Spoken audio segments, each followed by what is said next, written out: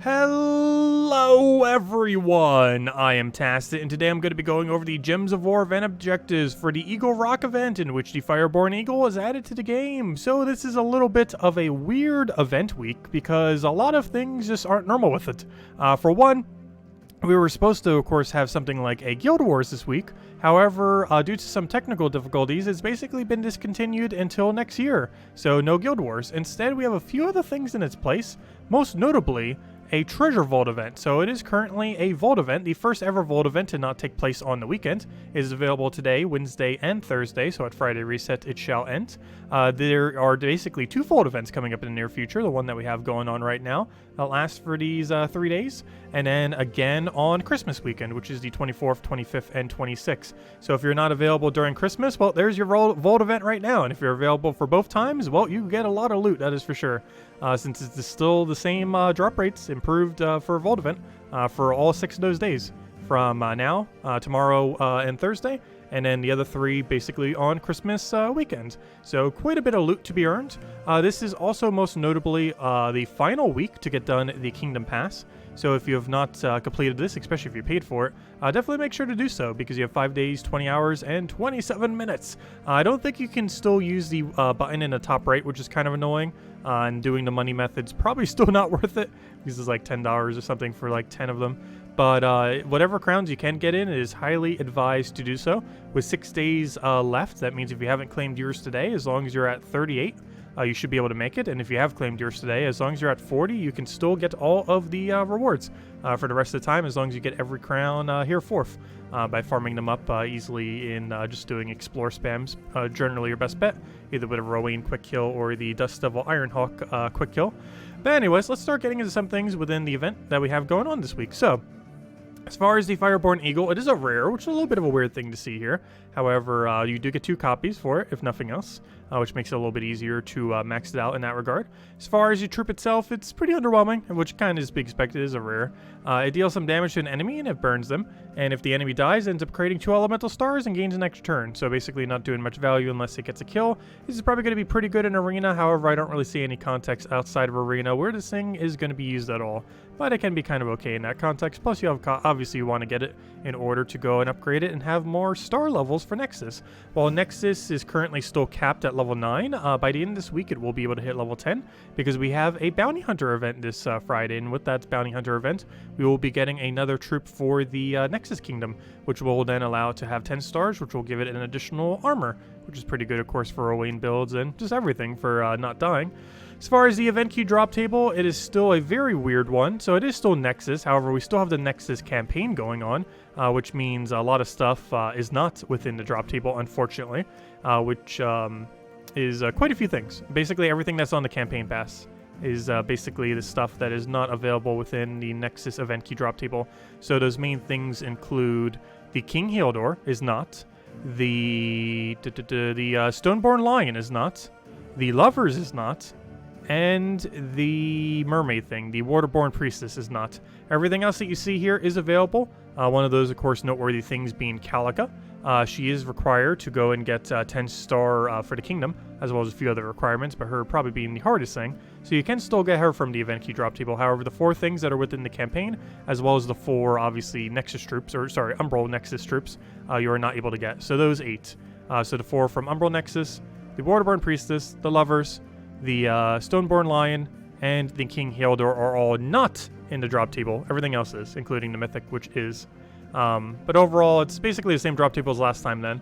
So nothing really new, other than I guess technically it has Fireborn Eagle added, which I guess is a slight difference, but you know, pretty much the exact same as it already was. Oh, also there's one other thing, the Raid Troop. I can't remember which one the Raid Troop is. However, sorry, Valiant Pyrea is also not. So there's actually 9 of them, my bad. I almost forgot about her. She's from the raid event. Speaking of which, why on earth do we have a raid event? There's actually, so raid events were basically discontinued. And by discontinued, I mean they were changed from week-long events to weekend events. However, we have a week-long one. We haven't had a week-long one for a year and a half now. I think it was like June? It was something that began with J, but it was like something last year. In like June, so it's been like a year and a half or something. It's been a long time since we've had a week-long raid event. But yeah, it's back. Obviously, it's the same as a weekend raid event, just takes more time. Yeah, same premise. You got to do at least these 4 first stages to be able to unlock any of it, as the first 2 completely lock you out until you do. Aside from that, yeah, plays like normal. Just takes slightly longer as far as how much score you end up needing for it. As far as your shop, you do get 2 pretty good things that you generally want to go for. Tier 3 and Tier 4. Tier 3 ends up giving you the new weapon, which is actually not that bad. It deals some damage to an enemy boosted by Nexus allies, and then ends up creating a mix of red and brown. One thing that's pretty noteworthy, boosted by Nexus, of course. One thing that's pretty noteworthy about that is it is a brown creating weapon that does use brown. So it is one of a few of them that do feed back into itself. The other thing that's pretty noteworthy about this is Elementalist hero class is obviously a Nexus ally. So this will have some really good synergy when end up using with the Elementalist. Unfortunately, if you're trying to 4 times this, you cannot use it with a 50% mana start for Elementals. However, you're still going to get a lot of value from using this weapon, even if you're only using it for 3. And if you are going for 4 and don't have the half mana start, it's going to mana generate so much for you. After your first cast, you're pretty much just going to be good to go. One other pretty noteworthy thing about this is it does get Firestorm when fully maxed, meaning it is potentially worth considering not maxing this, as there are other storms within the kingdom that you might want to utilize, particularly the ones with the stars that can end up probably being better overall value than that of a Firestorm. So do be wary of that. It's not too big a deal if you have already maxed it out, plus you probably will need it for kingdom upgrades at some point anyway, so I might even need to max out my own. However, if you haven't maxed it, I would advise not doing so. It might actually be stronger that way, though I highly doubt it's going to be used too much, but given how strong Elementalist is, you never know.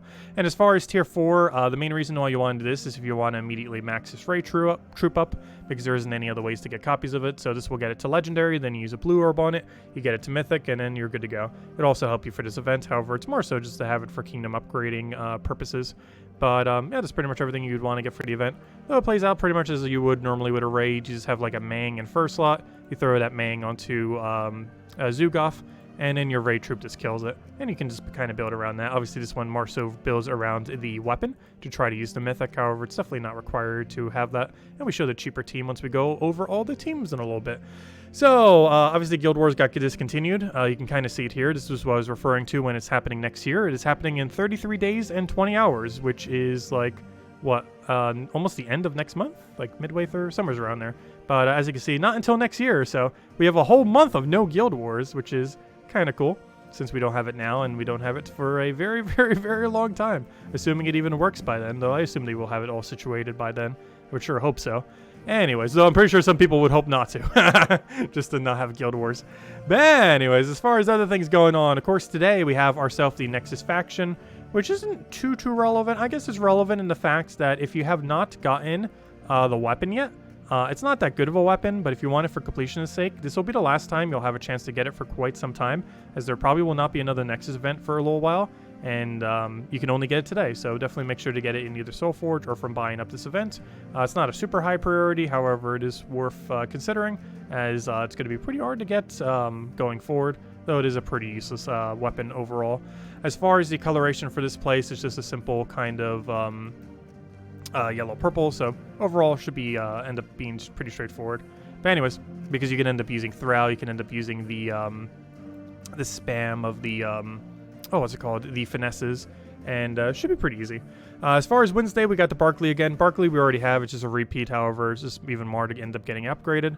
Thursday, we have the class event for Elementalist. Elementalist, one of the strongest hero classes in the entire game, and it's still just as strong. If you haven't maxed it in any of these other Elementalist events that we've had, the same thing that happened with the faction. Like, there's been so many events for these now.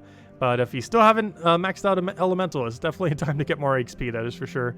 And as it already says here, we have a Bounty Hunter this Friday, and that will give us the 10 stars for the Nexus Kingdom, which is pretty nice. Aside from that, we do have some things in Soulforge that are somewhat worth mentioning. The most noteworthy 2 to consider if you're going for diamonds is either Obsidius or Mistralis, both of which would be great if there was a Guild Wars this week. But Obsidius, mostly used for its 4-time stun. It's the best stunner in the entire game, basically used whenever you want a good stun option. There are other good stun options, but if you're looking for the best stun option, you normally want to go with Obsidius. Definitely a lot of utility purposes, however, it's not something you would plop into every team. It's more so, do you need a stun, and if so, you put it on your team. Mistralis, pretty good in Guild Wars, and primarily its main thing that's used for. It's also used in some enchant spam teams that need the enchant to boost ratio. However, enchants all allies every single time you take an extra turn. and it is one of only a few mythics in the entire game that have an extra turn ability. So as far as mythics, there's only, what, 3 of them currently? Somewhere around there, like 2.5. There's like a weird number. But basically, she's another one of them. She ends up doing a bunch of splash damage. She does a bunch of random enemy hits. Unfortunately, sometimes she only hits once when you want her to hit 3 or 4 times, which can be bad. And then she also gets to jumble the board. And while jumble isn't the best of mechanics, having jumble with auto extra turn isn't that bad and kind of allows you to reset the board a little bit. She's mostly used for her enchant, but she does have an extra turn ability, which can be useful from time to time. But those are the main things. I guess something else that's maybe worth mentioning is Summer Imp.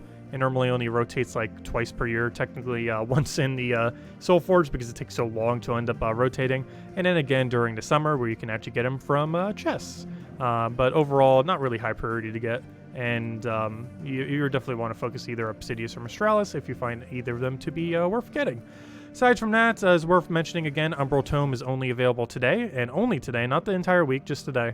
So if you haven't gotten it, this is your last chance to get it, probably for a couple months at least, until we have another faction event like today, which won't happen until the next Nexus event, which probably won't happen for a while, given that we just had like 3 Nexus events in a row. But yeah, definitely make sure to consider getting it. It's a really bad weapon, but you won't be able to get it for a while. Obviously, the biggest pickup that you definitely want to make sure you do not leave this week without is the Vulcan's Mace. Do keep in mind it is much more efficient to get it from the raid events than it is to get it in Soulforge. However, if you happen to be not doing the raid event, you might want to get it in Soulforge instead. You definitely don't want to leave this week without this. This is like the super high priority thing to get, though I do advise getting it off of raids instead, where I think it costs like, what, 250 gems or so? Somewhere around there. It's relatively cheap. You can easily get it from some treasure hunt and stuff. Anyways, that's all that's here. Unfortunately, we still can't get that one other little epic weapon. That should be available the next Nexus event after all these Nexus events. However, you can't get any of those like weird weapons from Nexus. So if we go over to the Kingdom of Nexus, there are a few that are kind of lingering around that you actually cannot get right now. Most of them are from the past itself, but one of them actually isn't. So if I click Show All, there's actually one that a lot of people probably don't have. It's currently like $10 locked, and only if you got it during like the quest line before you finish out the quest line. Otherwise, almost everyone in the entire game is probably missing this weapon because it was either like $10 locked and only for like a super limited time prior to you not having the quest line completed. However, this will be available for free, or not free, but you know, in Soulforge. This should be around the next Nexus event. So not the one we currently have, obviously, because it's not there, but the Nexus event after this Nexus event, you should be able to get Natura's Star. So if you're still missing that weapon, you should be able to get it whenever on Earth Nexus happens again. And of course, if you're missing a couple other weapons, it is impossible to get Crystar's Scythe or the Tide's Lash from it. Crystar's Scythe is from the paid side of the pass, and Tide's Lash is what you get for completing out the entirety of the free side, both of which are not available. Once again, these should be available during the next Nexus event. However, the next Nexus event is not this Nexus event, so they are currently not available in the Soulforge. But do be mindful of that. Anyways, aside from that, one other small tidbit. We did get a tarot card, so if I go over to campaign, if you have the bigger pass, you'll be able to get this now, or technically as of yesterday. And the normal size pass will be able to get it next Monday. But you can get the Magician, and the Magician, while pretty useless, does allow for another star onto Silverglade, if nothing else, which brings it up to 16 star, meaning that 16 star Silverglade and 10 star Nexus are both technically available, with the 10 star Nexus coming this Friday when we end up getting the Bounty Hunter event. Anyways, let's go over a bunch of teams, all of which will be in the description below if you want to go and copy paste any of them for any of your team needs. So this first one, I'm pretty sure we already saw in the other screen over there. This is mostly just the Volcanic Mace kind of team for raids. This is just using the raid troop to end up killing out the raid boss.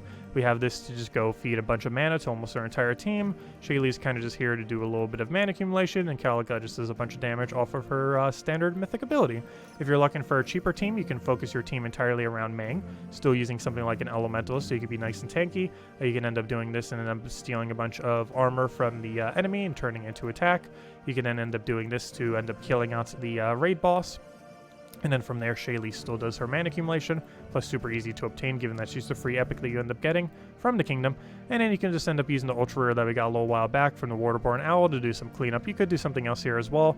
However, this helps you cover every last color that the team isn't already using, so you can end up using it that way. Otherwise, you could use something else there and change your banner to like a +2/+1, but you could also just use it to kind of cover the rest of the colors that you might be missing. So as far as the Tuesday faction is a yellow-purple restriction, so you can use anything around that kind of premise. For the cheaper or for the lower end, you can end up basically just doing a Rowan build out of Guard's Avatar and use Guard's Avatar as your Rowan, since you don't actually have access to Rowan due to the yellow-purple restriction, and use something like a Leprechaun or a Thrall for mana accumulation. Both are available because of purple. And if you're looking for something that can run the entire way, Finesse is kind of just like a nice go-to one. Just triple Finesse into a weapon. You don't have to be using Stormcaller or Nimbus Spell. However, they do work best due to their boost ratio with Strix, and obviously you just use Stormcaller. So you have your Yellow Storm, get a bunch of boost ratio off of Finesse, and then he just absolutely tears apart the entire enemy team.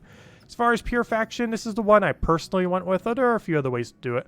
I did it with Lightborn Paladin with double Void Wisp into the Umbral portal.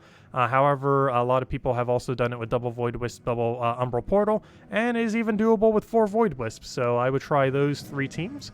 This is personally what I ended up running it with, and we did get a first try. However, we did have our portal kind of die a little bit early, because this thing kept tanking, so it was able to live, but this thing didn't have any way to tank, so it kind of died, which kind of defeated the purpose because we had a summoner that died first, which is kind of a reason why you might want to consider double Umbral Portal, because this thing can kind of tank on its own by stealing life, and then the Umbral Portal, if it gets killed, can just summon something over top the Umbral Portal that got killed, and you're probably going to be fine. But I don't know, I ran with this, it worked fine. The 4 Void Wisp would also work great because they're going to distribute their damage all over the place, and you just keep stealing their life, especially if you're having a champ potion because you bought a bunch of potions. It's going to work even better because the fact that you're blocking your mana is not going to be as relevant. However, if you're doing this potionless, this is probably the way to go, I would say, overall, and just hope your Umbral Portal does not get focused, and hope that they go for your Lightborn Paladin first if they're going to be targeting, because these two have stealthy in the middle off their final trait, so they have to target either your first or your final slot, or if you're going double Void Wisp, double Umbral Portal, they'll have to target your 2 portals. So you can kind of build it around that premise if you so choose, and this is kind of the way I end up running with it.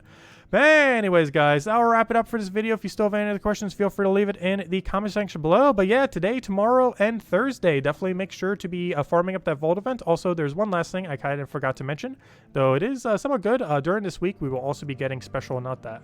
We will be getting special adventure board bonuses. So right over here, as you can see for the community day, we kind of just keep getting a bunch of stuff. Yesterday we got Imperial, today we got the coins. Not sure what else we're going to get. Normally we end up getting 6 Imperials into these coins. But the fact that they did coins on the second day makes me kind of wonder what the other rewards might be. Because, yeah, that's a weird spot. Normally if they do the coins, they're going to do all the way to the final day on Sunday. So a little bit weird to see it already on a Tuesday. So I have no clue what they're going to do. But normally it's been like 6 Imperials into a bunch of color deeds into these coins. But given that they did the coins now, who knows? But we're going to get a bunch of stuff there. Hopefully some useful stuff. And we'll kind of just have to wait and see. And yeah, it should be fun. Hopefully we'll get a bunch of juicy loot for the sake of it. And then, of course, we have the Vault event Tuesday, Wednesday, Thursday. Probably the biggest priority out of absolutely anything that's going on this week. And then we have the Christmas stuff coming up soon. I'm not sure if we're going to have a special event for it. There's also a chance we might be getting a patch later today. There's a really good chance either today or next week's Tuesday we will be getting a patch. We don't currently know which, but we are almost guaranteed getting one. And I'm not sure if they're adding a Christmas event with it or not. But regardless, the patch will definitely be doing something. We'll just have to wait and see.